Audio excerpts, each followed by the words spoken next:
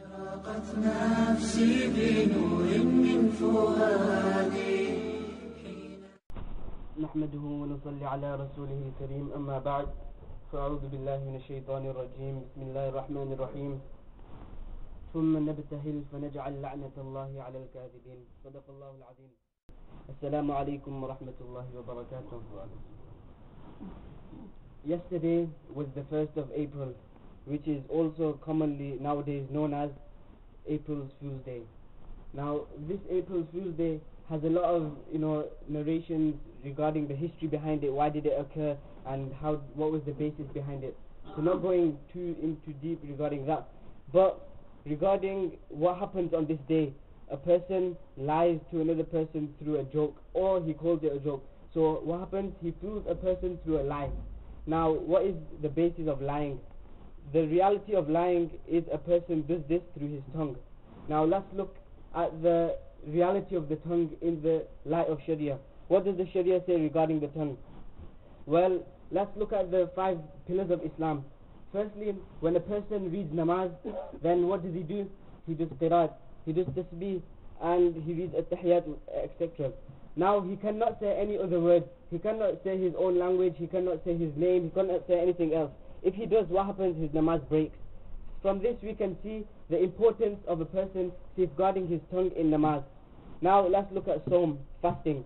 When a person fasts, he fasts throughout the day without eating. But at the same time, it is encouraged and it has been ordered, etc. in hadith, that a person must not backbite. He must not swear. He must not use foul language. Or what happens? To the nearest meaning in the hadith, it comes that when a person fasts, then there are such people that fast, but they get no reward. They gain no reward. All they gain is hungerness, and that's it. So from this we can see the reality of the tongue and how important it is to safeguard the tongue whilst fasting as well. Now let's go to zakah. When a person gives zakah, which is also a sadaqah, a form of charity, then a person, he gives it to a poor person. Nowadays, a person gives it to the main people of the masjid. But back home in India, Pakistan, Bangladesh, a lot of people give the zakah and the sadaqah, the charity, himself to a poor person. Now, when he gives it to a poor person, a lot of people boast regarding what Allah subhanahu wa ta'ala says in the Quran. لا تبطلوا صدقاتكم بالمن. Do not nullify your charity through boasting. Because when a person gives charity to a poor person, what does he say? He says, look, I'm rich, that's why I'm giving this to you. But in reality, this wealth that this rich person, he has not gained it himself. It is in reality Allah subhanahu wa ta'ala has given him. So from this, we can see how important it is to safeguard the tongue whilst giving zakah as well. Now, let's go to Hajj. When a person performs Hajj, then, there's millions of people there. There's a huge crowd, so many people around. Now, it is apparent that a person will get pushed, whether intentionally or unintentionally. So when a person gets pushed by someone else, what happens? He becomes really angry.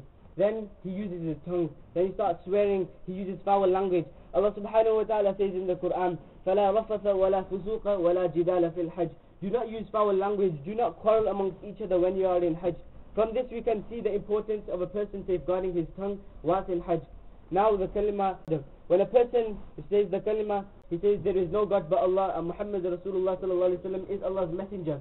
Now, if a person says anything excess to this, then what happens? Then his iman is in threat. If he says, I also believe in the stars, I also believe in the sun, then this will be classified as shirk. This will be classified as ascribing partners to Allah.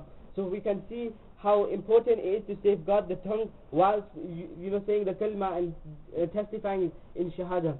So from this we can see the importance of the tongue and how important it is to safeguard it in Sharia. Now going back to April Fool's Day, what happens? A person fools someone through lying. Now he uses his tongue, and I've told you the importance of the tongue in Sharia. Now lying, what's the reality of lying in Sharia? Prophet sallallahu alaihi wasallam, one of the most hateful things in front of and around Prophet sallallahu alaihi wasallam was lying. He used to hate lying so much. Hazrat Abdullah ibn Umar radiyallahu ta'ala anhuma says that the Sahaba radiyallahu anhum ajma'in asked the Prophet sallallahu alayhi wa sallam, O Prophet sallallahu alayhi wa sallam, who is the best amongst you? Prophet sallallahu alayhi wa sallam said, the best amongst you is the person who safeguards his tongue. A truthful person is the best amongst you. Prophet sallallahu alayhi wa sallam also said that, when a person lies, then such a bad odor emanates from his mouth that the angels of mercy, they flee from a person, and they don't just flee, they flee 1 mile from a person. This is how bad lying is. So we can see from this how bad lying is. So now from this we can see that April Fool's Day is nothing, it has no basis, it's not allowed in Islam. So a person fools someone through lying, it is not allowed.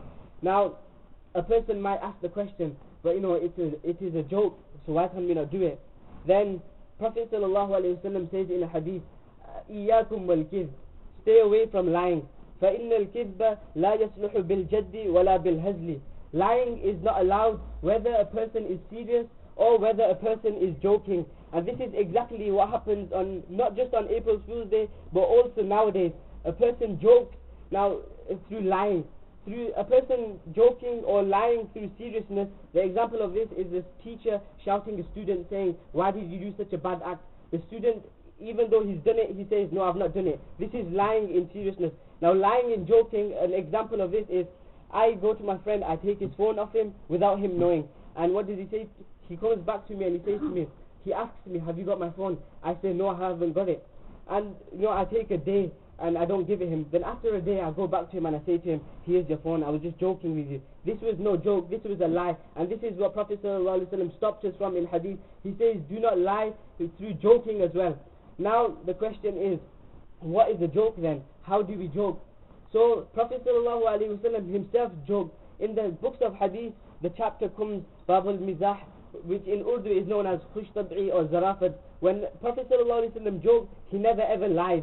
And this is what joke means, not lying. And contrary to this, in this day and age, we joke with people, but through lying, which is not allowed.